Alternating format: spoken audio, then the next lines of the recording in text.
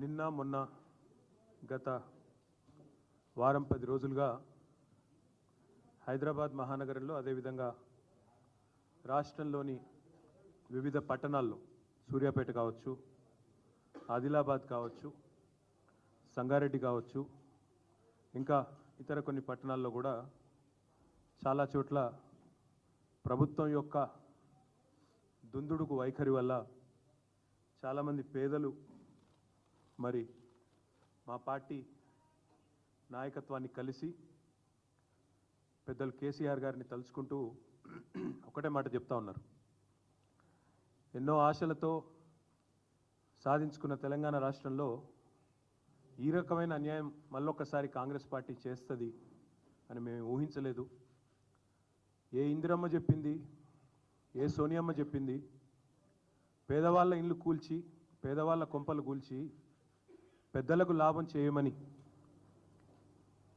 ఏ తల్లి చెప్పింది రేవంత్ రెడ్డికి అని చెప్పి ఇవాళ తెలంగాణలోని పేద తల్లులందరూ మా దగ్గరికి వచ్చి, మా నాయకత్వం దగ్గరికి వచ్చి మొరబెట్టుకుంటా ఉన్నారు. ముందుగా హృదయపూర్వకంగా నేను తెలంగాణ హైకోర్టుకి ధన్యవాదాలు తెలియజేస్తా ఉన్నా. రాష్ట్రంలోని పేదల తరపున ఈ బుల్డోజర్ రాజ్యాన్ని, ఈ బుల్డోజర్ నిర్వాకాన్ని ఇవాళ ఈ హైడ్రా కమిషనర్ను హైకోర్టు ఈరోజు మందలిచ్చి మీరు చట్టపరంగా పోవాలి తప్ప ఇష్టానుసారంగా పోతే ఊరుకోమో, అవసరమైతే స్టే విధించాల్సి వస్తుందని చెప్పినందుకు నేను రాష్ట్రంలోని పేదల పక్షాన గౌరవ హైకోర్టుకు కూడా హృదయపూర్వకంగా వారికి ధన్యవాదాలు కూడా తెలియజేస్తా ఉన్నాను. మా లీగల్ సెల్ కూడా వారికి అండగా నిలబడ్డది. పేదలకి లంచ్ మోషన్లు కూడా మూవ్ చేశారు. వారికి కూడా హృదయపూర్వకంగా నేను ధన్యవాదాలు తెలియజేస్తా ఉన్నాను. నిన్న మొన్న క్షేత్రస్థాయిలో పెద్దలు జగదీష్ రెడ్డి గారు కానీ, హరీష్ రావు గారు కానీ, శ్రీమతి సబితా ఇంద్రారెడ్డి గారు, గంగుల కమలాకర్ గారు, మెహమూద్ అలీ గారు, మా గౌరవ శాసనసభ్యులు దేవిరెడ్డి సుధీర్ రెడ్డి గారు, అదేవిధంగా వెంకటేష్ గారు, కాలేరు వెంకటేష్ గారు, ఇంకా చాలామంది మా తమ్ముడు కార్తిక్ రెడ్డి గారు, ఇంకా శ్రీనివాస్ గౌడ్ గారు, ఇంకా చాలామంది మిత్రులు క్షేత్రస్థాయిలో నిన్న మొన్న తిరిగి ప్రజల్లో ఒక విశ్వాసాన్ని నింపే ప్రయత్నం కూడా చేశారు. వారికి కూడా మరి హృదయపూర్వకంగా నేను అభినందనలు కూడా తెలియజేస్తా ఉన్నాను. ఇవాళ నేను మీ ద్వారా ప్రజలకు చెప్పేది, ప్రభుత్వాన్ని సూటిగా అడిగేది ఒకటే. అసలు ఎవరి కోసం చేస్తున్నారు ఈ ప్రాజెక్టు ముందుగా చెప్పాలని చెప్పి నేను రాష్ట్ర ప్రభుత్వాన్ని అడుగుతా ఉన్నాను. మీ ప్రాధాన్యాలు ఏంటి? మీరు ఇచ్చిన వాగ్దానాలు ఏంటి? మీరేం చెప్పారు?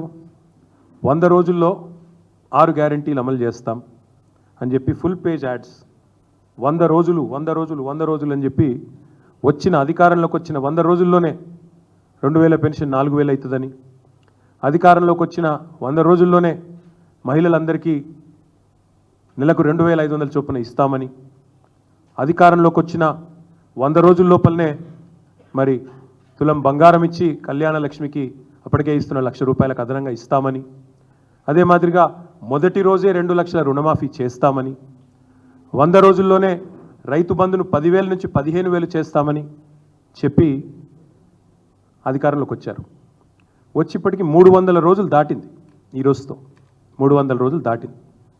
100 రోజుల్లో చేస్తానని చెప్పిన ఒక్క మాట చేయకపోగా 300 రోజులు దాటినా కూడా ఎప్పుడు చేస్తారో కనీసం స్పష్టత ఇవ్వకుండా ఇవాళ అక్కరకు రాని, అక్కర లేని, ప్రజలు కోరుకొని ఏదో కాస్మెటిక్ ఎన్హాన్స్మెంట్ కోసం 1,50,000 కోట్ల రూపాయలు ఖర్చు పెడతాము అంటే నేను రాష్ట్ర ప్రభుత్వాన్ని, ముఖ్యంగా ముఖ్యమంత్రి రేవంత్ రెడ్డి ఎవరైతే ఈరోజు మున్సిపల్ శాఖ చూస్తూ ఉన్నారో ఆయన సూటిగా అడుగుతా ఉన్నా, మీరు ఏం ఆశించి చేస్తున్నారు ఈ ప్రాజెక్ట్? దయచేసి చెప్పండి. ఒకవైపేమో ఖజానాలో పైసలు లేవు, లంకె బిందెలు లేవు అని మీరే చెప్తారు. అప్పుల కోసమే అప్పులు కట్టాల్సి వస్తుందని మీ ఉప ముఖ్యమంత్రి చెప్తాడు. ఇంతవరకు కనీసం ఒక్క పని కూడా మీరు సవ్యంగా ఇచ్చిన హామీ ఒకటి నెరవేర్చలేదు. రుణమాఫీ అన్నారు, దేవుళ్ళ మీద ఒట్టు పెట్టారు, 15 ఆగస్టు అన్నారు, డిసెంబర్ 9 అన్నారు, ఇప్పటివరకు అది కూడా పూర్తి చేయలేదు. ఒక్క గ్యారంటీ కూడా ఇంతవరకు అమలు చేయలేదు. ఒక్కటంటే ఒక్కటి కూడా అమలు చేయలేదు. 420 హామీలు ఉన్నాయి, ఒక్కటి కూడా ఇప్పటివరకు 10 నెలలు అమలు చేసిన పాపాన పోలేదు. ఒక్క కొత్త ఉద్యోగం కూడా ఇవ్వలేదు. కానీ ఈరోజు దాదాపు 25,000 కుటుంబాలను రోడ్డు మీద పడేస్తా, 1,00,000 మందిని నిరాశ్రయులను చేస్తా అని మూసీ బాధితుల పాలిట ఒక కాలయముడిలాగా ముఖ్యమంత్రి గారు మారిపోయినారు. నేను ముఖ్యమంత్రి గారిని ఒకటే అడుగుతా ఉన్నా, మీకు ఎవరిచ్చారు ఈ అధికారం? అసలు తప్పు చేసింది ఎవరు? నేరం చేసింది ఎవరు? శిక్ష ఎవరికి వేస్తున్నారు మీరు? మీరు చూడండి, వాళ్ళ మాటలు వినండి దయచేసి. ఎవరైతే బాధితులు ఉన్నారో మా దగ్గరకు వచ్చి చెప్తా ఉన్నారో వారి మాట దయచేసి మీరు వినండి, వారి ఆక్రందనలు వినండి. 1994లో మీ కాంగ్రెస్ ప్రభుత్వం ఉన్నప్పుడే మాకు పట్టాలు ఇచ్చారు, మాకు రిజిస్ట్రేషన్లు అయినాయి.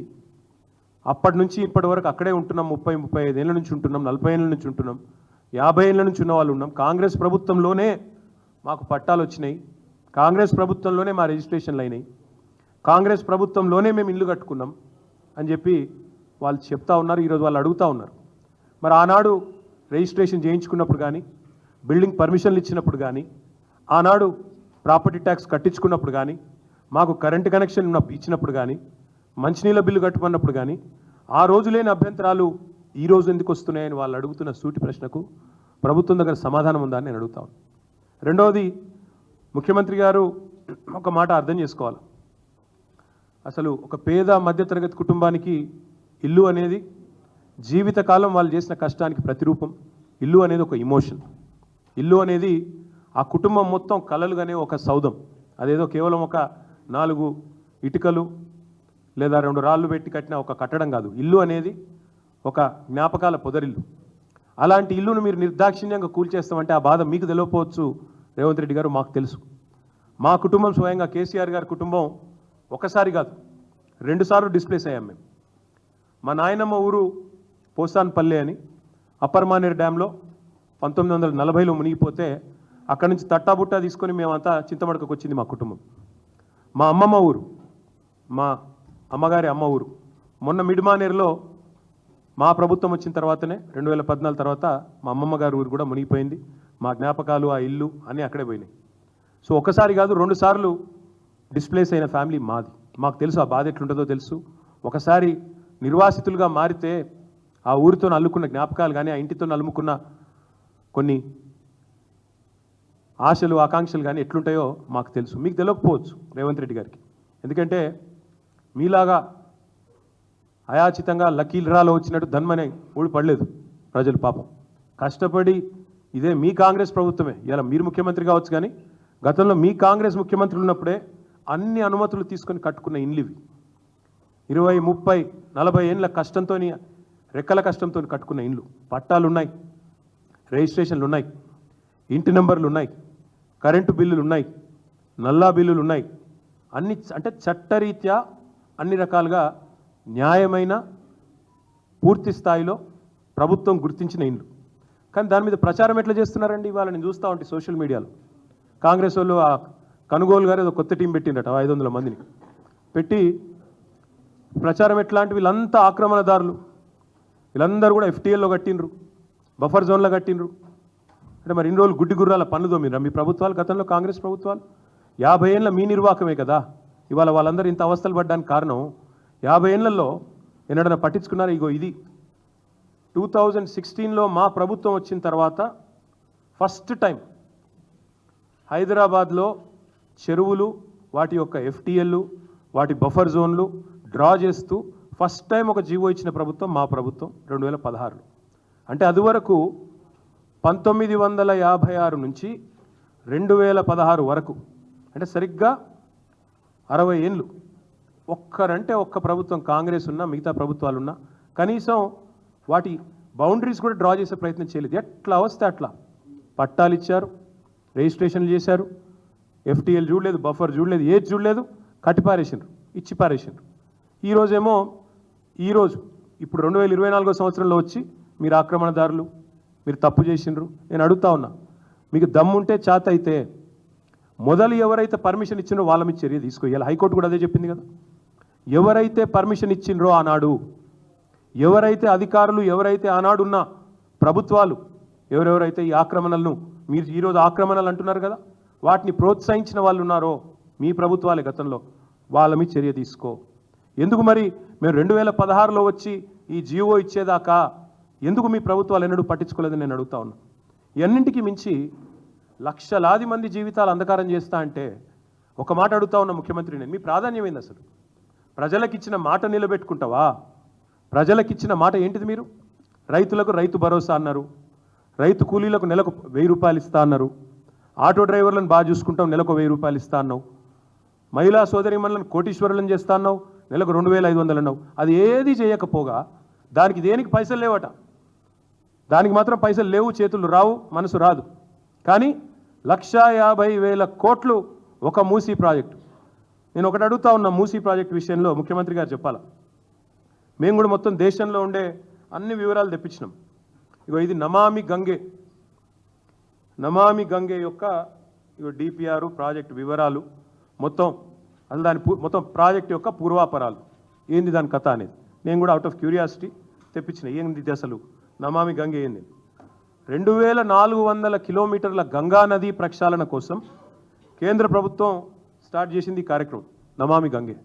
2400 కిలోమీటర్లు మొత్తం కలిసి దానికి పెట్టిన బడ్జెట్ ఎంతో తెలుసా? 40,000 కోట్లు. 2400 కిలోమీటర్ల గంగా నది కోసమేమో 40,000 కోట్లు. కానీ 55 కిలోమీటర్లలో జరిగే మూసీ సుందరీకరణ కోసం మాత్రం ఈ ముఖ్యమంత్రి గారు చెప్తారు 1,50,000 కోట్లు ఖర్చు అవుతుందంట. దీన్ని స్కామ్ అనక ఏమనాలి మరి మేము? దీని వెనకాల ఉన్న మతలబేంది చెప్పాలి కదా. ఇంకొక మాట కూడా రేవంత్ రెడ్డి గారు చెప్పాలి. అనుమతులు ఇచ్చిన ఇండ్లను కూల్చడం అంటే ఇది ప్రభుత్వానికి తన వ్యవస్థ మీద, తన యంత్రాంగం మీద, తన పరిపాలన మీద తనకే పట్టులేని తనానికి నిదర్శనం కాదని నేను అడుగుతా ఉన్నా. ఇంకొక మాట కూడా నేను రేవంత్ రెడ్డి గారిని అడుగుతా ఉన్నా. కూల్చాల్సి వస్తే, and I'm saying this as a minister who worked in municipal department for 8 years, 8 ఏళ్ళు మున్సిపల్ మినిస్టర్గా నేను పనిచేస్తున్నాను. కూల్చాల్సి వస్తే మొదట కూల్చాల్సింది నాలాల మీద ఉన్న వాటిని కూల్చాలంటున్నారు కదా. ఫస్ట్ కూల్చాల్సింది హైడ్రా కమిషనర్ ఆఫీసు. బుద్ధ భవన్ ఏదైతే ఎక్కడైతే హైడ్రా కమిషనర్ కూర్చున్నాడో అదే FTL మీద ఉంది.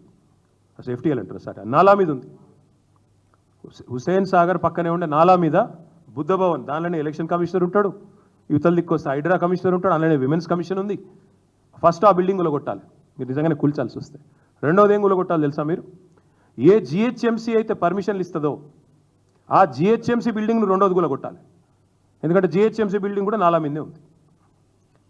మరి నువ్వు ఇతరులకు శుద్ధులు చెప్పే ముందు నీ కాడికెళ్ళి మొదలు పెట్టాలి కదా. చారిటీ బిగిన్స్ ఎట్ హోమ్ కదా, అది చేయరట. నాకు తెలిసి మరి ముఖ్యమంత్రి గారికి నా అవకాశం ఇస్తే మనం కొత్తగా కట్టుకున్న డాక్టర్ బాబాసాహెబ్ అంబేద్కర్ సెక్రటేరియట్, ఎందుకంటే ఆయన ఒక లక్ష్యం పెట్టుకున్నాడు, KCR ఆనవాళ్ళు లేకుండా చేయాలి. మరి సెక్రటేరియట్ని చూడగానే అందరు KCR గుర్తొస్తాడు. మొన్న గణపతి బప్ప మోరియా అనుకుంటే వేయినాడికి వెళ్ళి ఆడ రాగానే KCR యాదకి వచ్చింది. KCR పాటలు పెట్టగానే ముఖ్యమంత్రికి ఇరిటేషన్ వస్తున్నది. మరి ఆయనతో సంధిస్తే అది కూడా FTL అని ఆయన సెక్రటేరియట్ని కూడా గొలగొడతాడేమో నా డౌట్. నేను అడుగుతా ఉన్నా ముఖ్యమంత్రిని, ఇట్లా మూసీ బాధితులు ఆక్రందనలు చేస్తుంటే, మూసీ బాధితులు ఇబ్బంది పడుతుంటే నిన్న మొన్నటిదాకా డైలాగులు కొట్టిన మీ అధినాయకులు ఎక్కడ? మీ రాహుల్ గాంధీ ఏడి? మీ ప్రియాంక గాంధీ ఏడి? ఇదివరకు వచ్చి ఓట్లు అడుక్కున్నప్పుడేమో ఇక్కడికి వచ్చి అశోక్ నగర్లో ఛాయ్ తాగుతూ, సాదా హోటల్లో బిర్యానీ తింటూ, యాక్టింగ్లు చేస్తూ బ్రహ్మాండమైన అద్భుతమైన నటనా కౌశలాన్ని ప్రదర్శించి ఓట్లు దండుకున్నారు కదా. మరి ఈరోజు ఆక్రందనలు నిలబడతలేవా అని నేను అడుగుతా ఉన్నా కాంగ్రెస్ పెద్దలకు. ఢిల్లీ పార్టీలను ఎప్పుడు గెలిపించినా గల్లీలలో ఎప్పుడు ప్రజల ఆక్రందనలు ఇట్లే ఉంటాయి. నేను ఇంకొక మాట కూడా అడుగుతా ఉన్నా. మాట్లాడితే ప్రతి సందర్భంలో అడిగేవాళ్ళు మమ్మల్ని ఏమని, రిటర్న్ ఆన్ ఇన్వెస్ట్మెంట్ ఎంత? మేము కాళేశ్వరం కడుతుంటే అన్నాడు అడిగినారు, కాళేశ్వరంతో ఏం సాధిస్తారు, ఇంత పెద్ద పెట్టుబడి పెట్టి ఏం సాధిస్తారు అని పదే పదే అడిగేది. కాళేశ్వరం వల్ల ఏమవుతుందని. కాళేశ్వరం గురించి ఒక్క మాటలో చెప్పాలి అంటే, కాళేశ్వరం అనేది ప్రపంచంలోనే అతిపెద్ద multi stage lift irrigation project, బహుళార్థ ప్రయోజనాలున్న ప్రాజెక్టు కాళేశ్వరం. ఒక పంటకు 40 లక్షల ఎకరాలకు నీళ్ళు ఇచ్చే ప్రాజెక్టు, 2 పంటలకు 80 లక్షల ఎకరాలకు నీళ్ళు ఇచ్చే ప్రాజెక్టు కాళేశ్వరం. ఇండస్ట్రియల్ కన్జంప్షన్ కోసం 10% వాటర్. అదేవిధంగా డ్రింకింగ్ వాటర్ హైదరాబాద్ మహానగరంతో పాటు వేలాది గ్రామాలకు డ్రింకింగ్ వాటర్, వేలాది గ్రామాలకు, వందలాది పట్టణాలకు డ్రింకింగ్ వాటర్ ఇచ్చే ప్రాజెక్టు కాళేశ్వరం. హైదరాబాద్కు నెత్తి మీద శాశ్వతంగా ఒక కుండ పెట్టినట్టే కరువు తీర్చే కల్పతరువు కాళేశ్వరం. దానికి రిటర్న్ ఆన్ ఇన్వెస్ట్మెంట్ ఏందని చాలామంది, చాలా పెద్దలు చాలా మాటలు మాట్లాడినారు. నేను అడుగుతా ఉన్నా, ఇవాళ కాళేశ్వరం కట్టడం తర్వాత, ఇప్పుడు నిన్నగాక మొన్న పేపర్లో వచ్చింది, ఈనాడు పేపర్లో చూసుకోండి, వరి సాగులో తెలంగాణ టాప్ భారతదేశంలో. కాళేశ్వరం పుణ్యం కాదా అది? ఇవాళ తెలంగాణలో కాళేశ్వరం వల్ల ఏం జరిగింది అంటే, ఆ 1,00,000 కోట్ల పెట్టుబడితో ఏం జరిగిందంటే తెలంగాణ వరి సాగులో టాప్ అయింది. తెలంగాణలో తాగునీటి సమస్య పోయింది. హైదరాబాద్కు తాగునీటి సమస్య రానే రాదు. మరి నేను అడుగుతున్నా రేవంత్ రెడ్డి, చెప్పు, 1,00,000 కోట్లతో కాళేశ్వరం కడితే రిటర్న్ ఆన్ ఇన్వెస్ట్మెంట్ ఏంది అన్నావు. నువ్వు చెప్పు నాకు ఈరోజు. నీ మూసీ ప్రాజెక్టు వల్ల మురిసేది ఎంతమంది? నీ మూసీ ప్రాజెక్టు వల్ల రిటర్న్ ఆన్ ఇన్వెస్ట్మెంట్ రాష్ట్రానికి ఎంత? నీ మూసీ ప్రాజెక్టు వల్ల 1 ఎకరానికన్నా నీరు వస్తుందా? సాగునీరు ఒక రైతు కన్నా లబ్ధి చేకూరుతుందా? అంటే ఇప్పటికే మూసీ కింద ఉన్న ఆయకట్టు కాకుండా నేను చెప్పేది కొత్తగా ఏమైనా వస్తుందా? Number 1 point. ఒక రిజర్వాయర్ ఉందా ఇంట్లో ఈ మూసీ ప్రాజెక్టులో? ఒక పంప్ హౌస్ ఉందా? ఒక అండర్ గ్రౌండ్ టనల్ ఉందా? ఏం లేకున్నా 1,50,000 కోట్లు అంటే స్కామ్ కాదా? ఎడబోతున్నాయి 1,50,000 కోట్లు. అందుకే నేను అనేది, మీరు మాట్లాడితే మీ రాహుల్ గాంధీ వచ్చి అన్నాడు ఇక్కడికి, కాళేశ్వరం ఏటీఎం అన్నాడు. కేసీఆర్కు బీఆర్ఎస్కు ఏటీఎం అన్నాడు. మరి మూసీ ప్రాజెక్ట్ ఏంది? రిజర్వ్ బ్యాంకా కాంగ్రెస్ పార్టీకి? 1,50,000 కోట్లు అంటే భారతదేశంలోనే అతిపెద్ద కుంభకోణం కాదా ఇది? నమామి గంగేకి 40,000 కోట్లు. ఇంకా మీకు చెప్పాలి, ఇంకా ఉన్నాయి వేరే ప్రాజెక్టులు కూడా తెప్పించిన. ఇగో ఇది Sabarmati river front. Sabarmati river ఫ్రంట్కి మొత్తం ఖర్చు అది 38.5 కిలోమీటర్లు సాబర్మతి రివర్ ఫ్రంట్. దానికైనా మొత్తం ఖర్చు 7,005 కోట్లు. ఇప్పటికీ 7,050 కోట్లు. ఇంకా కొద్దిగా పని మిగిలిందట. 2005లో చాలా అయింది, ఇంకా నడుస్తున్నది. దాని తర్వాత యమునా రివర్ ప్రాజెక్టు 22 కిలోమీటర్లు ఢిల్లీ పక్కకు. ఇక దాని ఖర్చు 1000 కోట్లు, ఇంకా నడుస్తుంది అది కూడా. ఇక దానికంటే ముఖ్యమైనది మీకు కావాల్సింది ఇక గంగా. ఇప్పుడే చెప్పినా నేను మీకు, ఇప్పటికీ ఖర్చు అయింది నమామి గంగేలో 20,000 కోట్లు, ఇంకా 20,000 కోట్లు ఖర్చు అవుతుంది అనేది వాళ్ళ అంచనా. థేమ్స్ నది కూడా ఏదైతే ముఖ్యమంత్రి చెప్తున్నాడో అది కూడా మొత్తం ఖర్చు పెట్టింది వాళ్ళు దాదాపు 40,000 చిల్లర కోట్లు. మరి నేను అడిగేది ముఖ్యమంత్రి గారిని, ఇంతకంటే ఈ అన్నిటికంటే అద్భుతాన్ని ఏదో నేను ఆవిష్కరిస్తా అంటే దీని మీద వచ్చే రిటర్న్ ఆన్ ఇన్వెస్ట్మెంట్ ఎంత? రాష్ట్ర ప్రజలకు కొనగూరే ప్రయోజనం ఎంత? లాభం ఎంత? ఎవరి కోసం చేపడుతున్నావు మూసి చెప్పమని కోరుతా ఉన్నా. దీనివల్ల మురిసేటోళ్ళు ఎవరు? ఎగిరి గంతేసేటోళ్ళు ఎవరు? నిన్ను ఒత్తిడి పెడుతున్నది ఎవరు నిన్ను? అసలు ప్రజలకిచ్చిన వాగ్దానం అమలు చేయకుండా నువ్వు ఒక దిక్కేమో పైసలు లేవంటావు, పెన్షన్లు పెంచమంటే పైసలు లేవు. పక్క రాష్ట్రంలో చంద్రబాబు నాయుడు గారు పెంచలేదా? రాగానే 1 వీక్లో పెంచింది కదా 4,000 పెన్షన్, నువ్వెందుకు పెంచుతలేవు? దానికేమో పైసలు లేవు. ఈరోజు వానాకాలం లాస్ట్ డే, ఇంతవరకు రైతు బంధు దిక్కులేదు. రైతులు అడుగుతున్నారు, అయిపోయింది మొత్తం పంటలు నాట్లేసినాం, సీజన్ అయిపోతుంది, ఎప్పుడు వస్తాయి పైసలు? దానికి సమాధానం లేదు. రుణమాఫీ కావాలని చెప్పి సెల్ఫీలో ఉద్యమం చేస్తున్నారు రైతులు, దాని మీద సమాధానం రాదు. కొత్త హామీలు కాదు, ఉన్న హామీలు ఏమైనా మాకు 2 నెలలు పెన్షనే కొట్టినావు, దాని సంగతి ఏంటంటే చెప్పేటోడు లేడు. ఇందిరమ్మ రాజ్యం అన్నారు. మరి ఇందిరమ్మ రాజ్యంలో మీరు ఇండ్లు కట్టిస్తారని ఓట్లేసారు. ఇందిరమ్మ ఇండ్లు అని మీరే చెప్పిండ్రు, కానీ పేదల ఇండ్లు కూలగొడతామని ముందే చెప్పినంటే ఒక్కడంటే ఒక్కడు కాంగ్రెస్ ఓటేస్తుండేనా? ఒక్కసారి ఆలోచించమని చెప్పి నేను ఈ ముఖ్యమంత్రిని అడుగుతా ఉన్నా. అసలు ముఖ్యమంత్రి గారు 3-4 రోజుల నుంచి ముఖం చాటేసిండు మీడియాకి, లేకపోతే మీతో చీట్ చాట్లు అవి చేస్తుంటాడు కదా ఎక్కువ. ఇప్పుడు చేస్తలేడు. ఎందుకు? భయం. ఆతల ప్రజల ఆగ్రహం కట్టలు తెంచుకుంటున్నది, ప్రజలు ఆగ్రహ దగ్గరలో అవుతున్నారనే భయం అధికారులను ముంగడ పెడుతున్నారు. ఇది ఒక అలవాటు అయిపోయింది. అమెరికాలో బోగస్ కంపెనీలు తెచ్చిండు, వాళ్ళ అన్నగాడు 1000 కోట్ల పెట్టుబడి పెట్టే మొగాడు ఎప్పుడైపోయిండు, అన్ని పైసలు ఆడికెళ్ళి వచ్చినాయి, రేవంత్ రెడ్డి ఏమైనా పంపించి ఆడికెళ్ళి తెప్పిస్తుండా అని విమర్శలు సోషల్ మీడియాలో రాగానే ఏం చేయాలి? జయేష్ రంజన్ రావాలి, రామకృష్ణారావు రావాలి, వాళ్ళు సంజాయిషి ఇవ్వాలి. ఇవాళ హైదరాబాద్లో మూసీలో ఈ రకంగా దుర్మార్గం ఎట్లా చేస్తారు, అరాచకం ఎట్లా చేస్తారంటే ఓ దానకిషోర్, ఓ రంగనాథ్ రావాలి. ఎందుకు నీ మంత్రులు ఎందుకు వస్తలేరు ముంగటికి? మంత్రులు ఎందుకో వచ్చి చెప్తలేరు మూసీ వల్ల గొప్పదనం, మూసీ ఎంత జనరంజకమైన ప్రాజెక్టు, మూసీ ఎంత అద్భుతమైన ప్రాజెక్టు, మూసీని చేయడం వల్ల రాష్ట్రం ఎట్లా మురిసిపోతుంది, దానివల్ల ఎన్ని అద్భుతాలు జరుగుతాయి, ఎందుకు చెప్పలేకపోతున్నారు? చేతనైతే లేదా? లేక సరుకు లేదా? నేను అదే అంటా ఉన్నా, వాస్తవాలు చెప్పే ధైర్యం లేక అధికారుల వెనకాల దాక్కుంటే కుదరదు ముఖ్యమంత్రి. అసలు మేనిఫెస్టోను చెప్పు, నీ గ్యారంటీ కార్డుల సంగతి చెప్పు, 100 రోజుల్లో అమలు చేస్తాను, 300 రోజులకు కూడా ఏమీ చేయని నీ అశక్తతను చెప్పు. ఎందుకు మరి ఎవరి కోసం ఈ కూల్చివేతలు, ఎవడి కోసం ఈ 1,50,000 కోట్లు చెప్పు. వాళ్ళు ఒక్కొక్కరు మాట్లాడుతూ ఉంటే, ఒక్కొక్కరు ఏడుస్తూ ఉంటే చిన్న పిల్లలు 7 ఏళ్ల పిల్లలు 5 ఏళ్ల పిల్లలు ప్లకార్డులు తీసుకొని బడి బంద్ చేసి రోడ్డు ఎక్కితే ఒక మంత్రి అంటాడు 5,000 రూపాయల కోసమట మాట్లాడుతున్నారట సోషల్ మీడియాలో. అందరూ మీ లెక్క ఉండరు, కాంగ్రెస్ వాళ్ళ లెక్క. 50 కోట్లకు పీసీసీ ప్రెసిడెంట్ అమ్ముకోవడం, 500 కోట్లకు ముఖ్యమంత్రి పదవి అమ్ముకోవడం, మంత్రులు ఒక్కొక్కరు పంచుకోవడం, పర్సంటేజీలు పంచుకొని ఒకరినొకరు కాపాడుకునే ప్రయత్నం చేయడం. మీ కాంగ్రెస్ లాగా దిక్కుమాలిన అలవాట్లు ప్రజలకు ఉండవు, తెలంగాణ బిడ్డలకు అసలు ఉండవు. ఆత్మగౌరవం మీద కొడితే, ఆత్మగౌరవం విషయానికే వస్తే మంత్రి గారు శ్రీధర్ బాబు గారు, తెలంగాణ ప్రజలు తిరగబడితే మీరు ఊళ్ళలో తిరగలేని పరిస్థితి వస్తుంది, మంచిది కాదు. మీరంటే కొంత గౌరవం ఉంది, చదువుకున్న వాళ్ళు కొంత సంస్కారవంతంగా మాట్లాడతారనే గౌరవం ఉండేది. కానీ మీ మాటల వల్ల పోతా ఉంది. మొన్ననేమో ఇద్దరు బీఆర్ఎస్ ఎమ్మెల్యేలు కొట్లాడుతున్నారు అని అతి తెలివి. నిన్ననేమో వీళ్ళు 5,000 రూపాయల కోసం సోషల్ మీడియాలో 5,000 రూపాయల కోసం ముఖ్యమంత్రిని బూతులు తిడుతున్నారని మాట్లాడతావా? అవును, నువ్వు పోయి వాళ్ళ ఇంటి మీద పడి ఇలుగుల కొడతా అంటే వాళ్ళు అవో దేవుడు వచ్చినది ముక్తారా? నీకేమంటారు మరి? ఎలా ఏడుపులు తక్కువనే ఆడ, ఒక్కొక్కరు బీపీలు పెరిగి షుగర్లు పెరిగి ఈఎంఐలు ఎట్లా కట్టాలి, మా పరిస్థితి ఏంది, కష్టపడి కట్టుకున్న ఇల్లు గులగొడుతున్నారని చెప్పి ఆరోగ్యాలు దెబ్బతింటుంటే, ప్రెగ్నెంట్ మహిళలు ఏడుస్తుంటే, చిన్న పిల్లలు గూడు చెదిరి ఏడుస్తుంటే అనడానికి మనసు ఎట్లా ఒప్పిందండి నీకు? నాకు అర్థం కాదు. అంతో ఇంత సంస్కారం ఉన్నాడు, చదువుకున్నాడు అని గౌరవం ఉండేది. కానీ సావాస దోషం అనుకుంటా ఓటుకు నోటు దొంగలతో కూర్చుంటే నువ్వు కూడా అట్లా అయిపోయాను. పక్కన కూర్చొని చెడిపోయింది శ్రీధర్ బాబు గారు కూడా. ఇది మంచిది కాదు. ఇప్పటికే 3 చనిపోయినారు.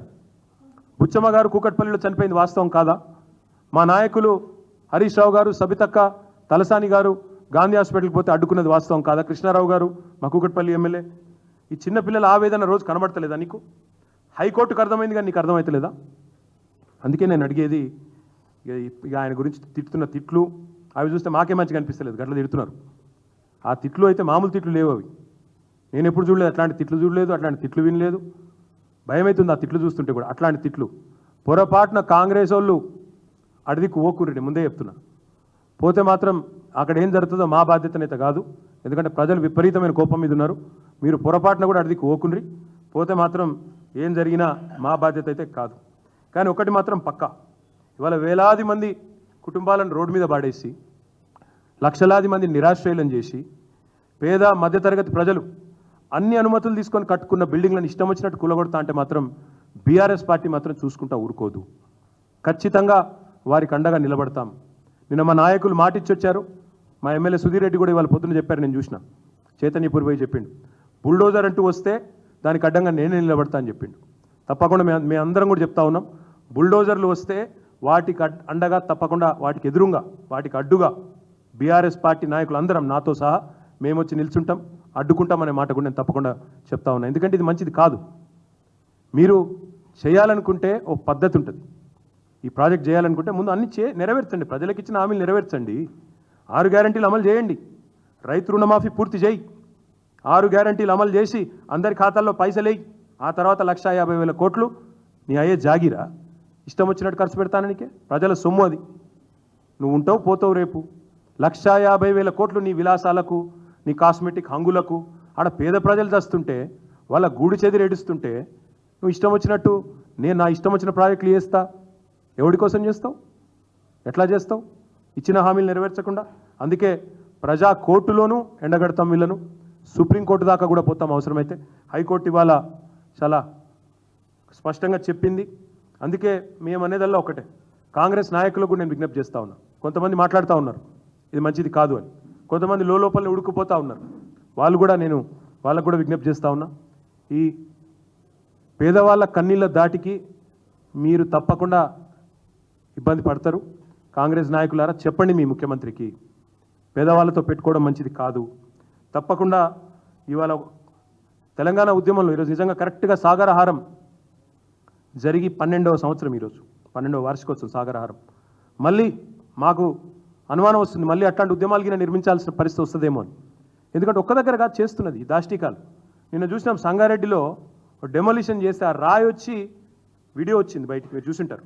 రాయి వచ్చి ఒక హోమ్ గార్డ్ అనుకుంటా ఆయన, పాపం ఆయన తల్లి చనిపోయినరా లేక చనిపోయినని తెలియదా, క్రిటికల్గా ఉన్నారు, హాస్పిటల్లో ఉన్నారు.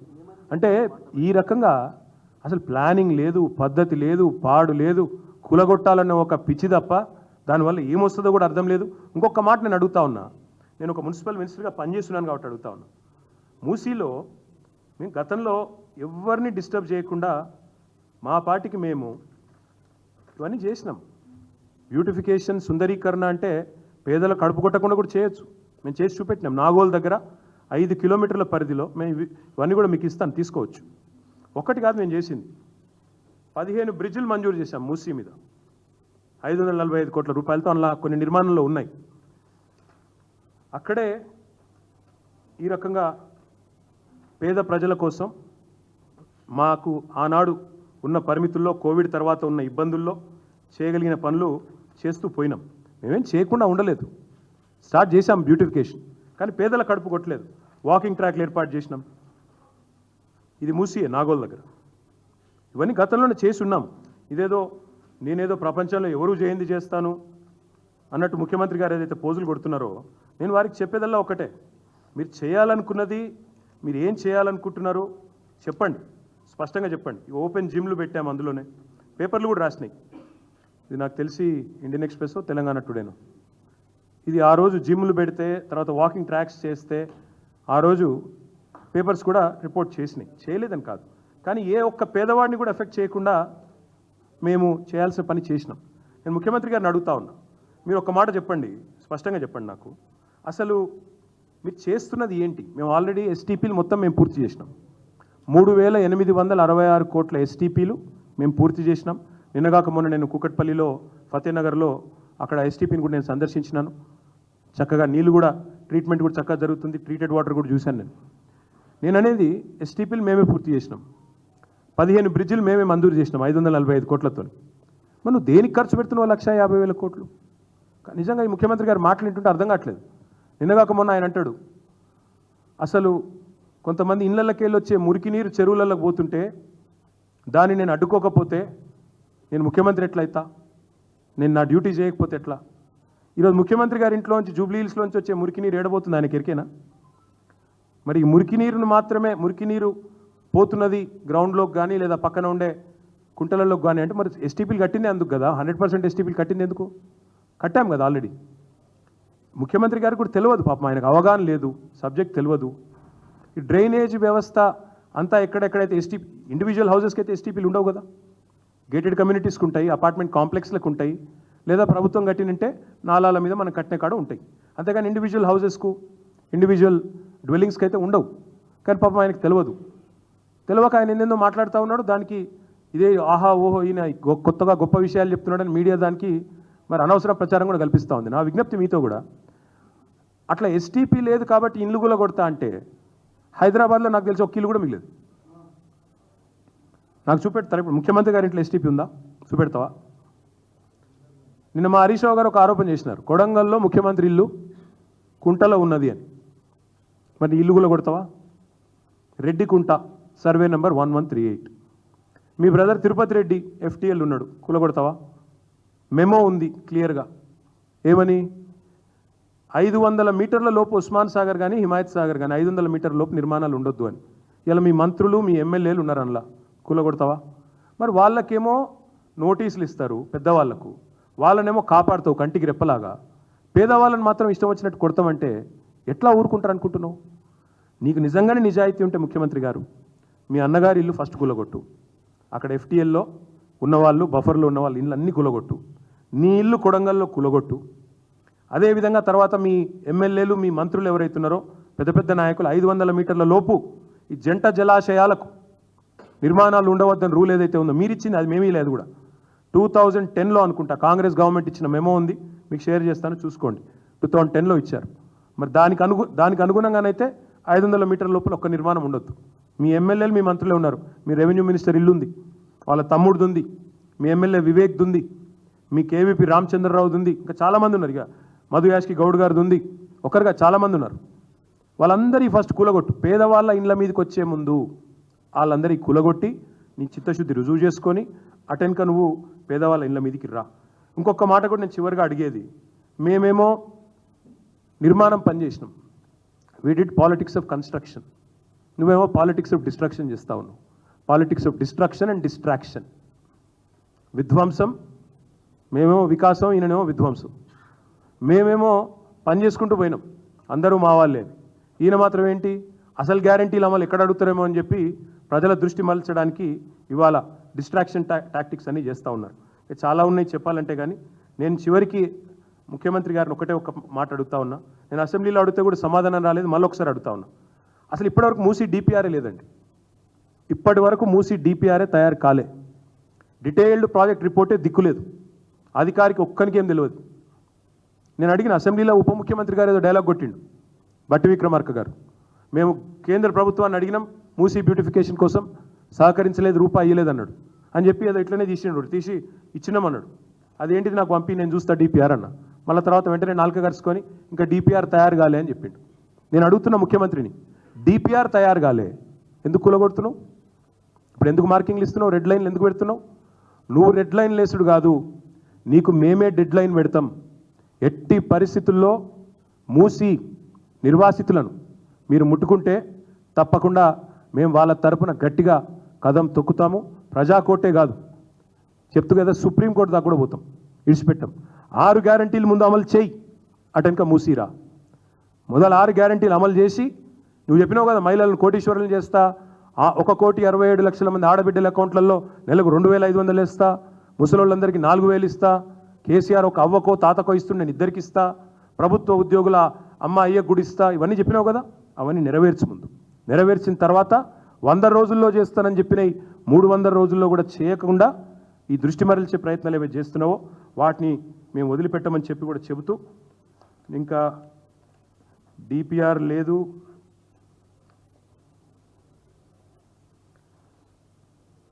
ఇక హైడ్రా పేరిట ఆల్రెడీ కొంత రిలీఫ్ అయితే ఈరోజు హైకోర్టు ద్వారా వచ్చిందని నేను భావిస్తూ ఉన్నాను. హైడ్రా కూడా కమిషనర్ గారు కూడా గుర్తుపెట్టుకోవాలా, మీరు ప్రభుత్వ అధికారి, మీరు మాట్లాడే మాటలు నేను కూడా విన్నాను నిన్న.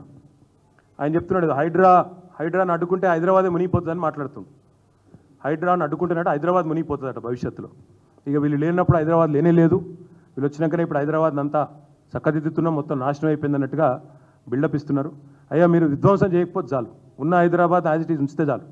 ఉన్న కంపెనీలు ఉంచండి, రియల్ ఎస్టేట్ రంగాన్ని దెబ్బతీయకండి. హైడ్రా దెబ్బకి ఇప్పటికే రిజిస్ట్రేషన్ ఆదాయం తగ్గింది. మీ ఫైనాన్స్ సెక్రటరీని అడగని చెప్తాడు. 1,150 కోట్లు ఉన్నది 750 కోట్లకు పడిపోయింది. తెలుసుకోండి. భయపడతా ఉన్నారు కొనుగోలుదారులు, పెట్టుబడిదారులు భయపడుతున్నారు. అక్రమ నిర్మాణాలు అడ్డుకోండి. ఎక్కడ అడ్డుకోండి? బడ్డింగ్ స్టేజ్లో అడ్డుకోండి. కట్టిన వాటిని 50 ఏళ్ళ కింద కట్టిన వాటిని ఇలా కులగొడతామంటే నీ అయ్యే జాగీర్ కాదని చెప్పి మళ్ళొక్కసారి తెలియజేస్తూ, ఇప్పుడు మేము క్షేత్రస్థాయి పర్యటన కూడా పోతా ఉన్నాం. రాయన్ నగర్ కాన్స్టిట్యున్సీ, రేపు అంబర్పేట, తర్వాత ఎల్బీ నగర్ వరుసగా పెట్టుకున్నాము. అన్ని కాన్స్టిట్యున్సీలు తిరుగుతాం. ఓల్డ్ సిటీలోని ఇతర కాన్స్టిట్యున్సీలు కూడా మేము ఎదురు చూస్తూ ఉన్నాం.